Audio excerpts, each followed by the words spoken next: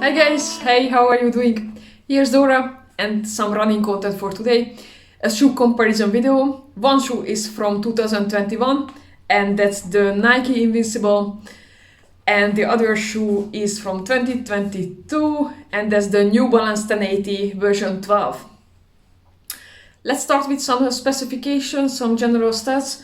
First, the New Balance. It is 27mm in the forefoot and 35mm in the heel, means an 8mm of drop. And the Invincible is also very similar, just 1mm less stack height. You could not even imagine, this marshmallow has indeed 1mm less stack height. Okay. On the weight category, in my size, the New Balance is 270 grams, which is a bit much for a daily trainer. And the Nike Invincible is 250 grams, which is usual, I would say, for those daily trainer categories.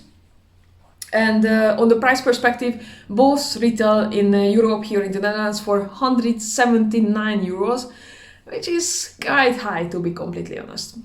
So these are the general stats, and let's start with the 4 categories we have always, and the first on that is basically the upper. Nike Invincible.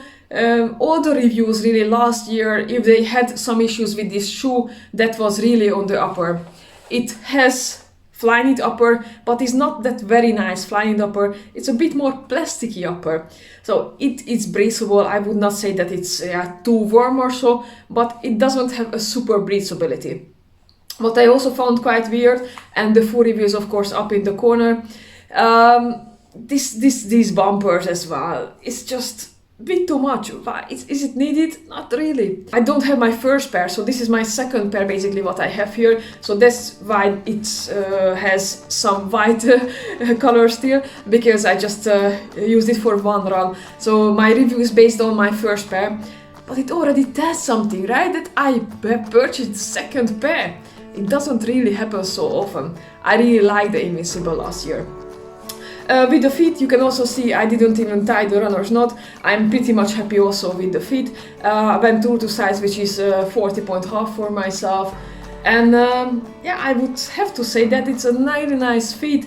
Not for race day, but this shoe is really also not for race day, definitely not. I would say that currently it's very nice weather also in the Netherlands, around 25 degrees. Maybe I would not use for such warm weather because the breathability is not the best on that part. On the other hand, the New Balance is really a nice Flyknit, which is called here in New Balance Hypoknit. I have to say that the version 10, what I had 2 years ago, there this upper was just less of a quality. That was also quite small. This is already okay. It's still running a bit small than the usual other shoes. I really don't have any issues with the upper, so it is a nice fit. I also went through to size for this, 40.5. And again, you see here, I didn't have to really use the runner's knot. It has also an updated heel area. It's just nicely built, not overbuilt, but it's okay. I have to say maybe little less would have been enough. And these points, these rubbers, I still don't really understand. So I think it's rubber, this is also a bit weird. But of course, those bumpers and the Nike Invincible is just also, yeah, I don't really see the user case for this. So this is where we are. And I had to pick on really a winner here on the uppers. And the winner here is the New Balance, because it's just more nicer material and also more breathable than the Nike Invincible. Second category, the midsole and the cushioning. As mentioned basically at the stats, it is very similar. Those shoes are very similar, 8mm drop and also really a high stack height on that category. Of course, the materials used are different for the two shoes. For the New Balance is Fresh Foam X. It is also updated from that version 10. The version 11 I didn't have, so I don't want to make any judgment on that. But this is really softer than the version 10. That version 10 was really quite dense, and this is okay. I could have some little bit more softness still, but that's fine for a daily trainer, I have to say that. So I'm pretty much satisfied with this Fresh Foam X now.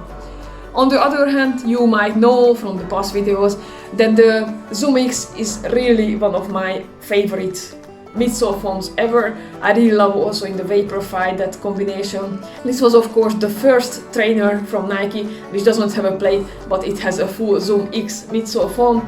It really runs like a marshmallow, and at the fourth category we come back for that, but this is not just a daily trainer, this is also okay for an easy day, and that really makes a difference at this shoe battle. I have to say here the winner is the Nike Invincible for me. Third category, and let's talk about the outsole. Definitely different outsole solutions. This on the Nike is quite wide, and they also did it so wide because of course they had to have some stability for the marshmallow, and they could solve it. This is not the most durable outsole, I have to say. It's okay, but it's not the most durable. So that's what I found as a throwback on that outsole.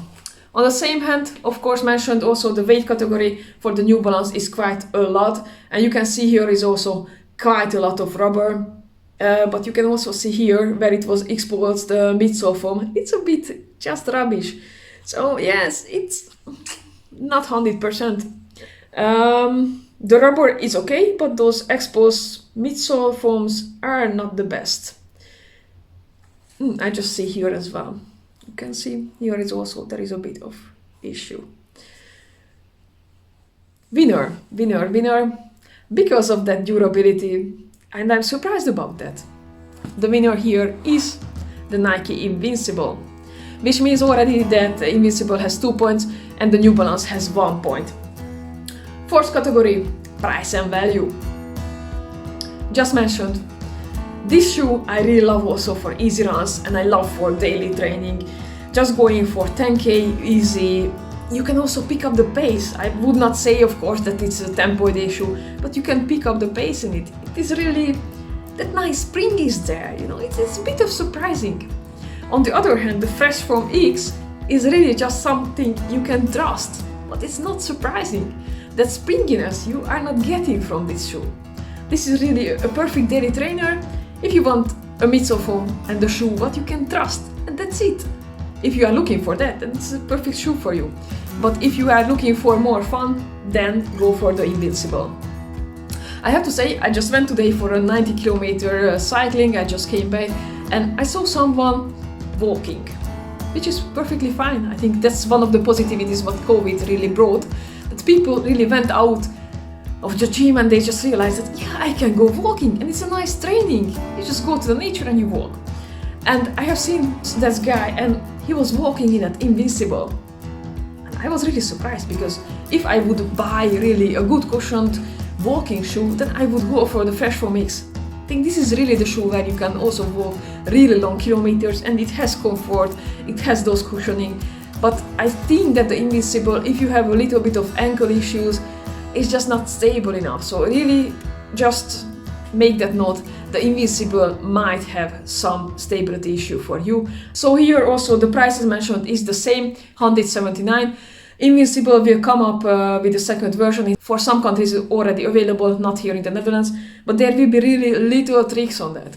So I would say if you would like to buy an Invincible, and I also purchased this second pair for like 100 euros or even less, go for those discounts, because there will be little upgrades on the Invincible.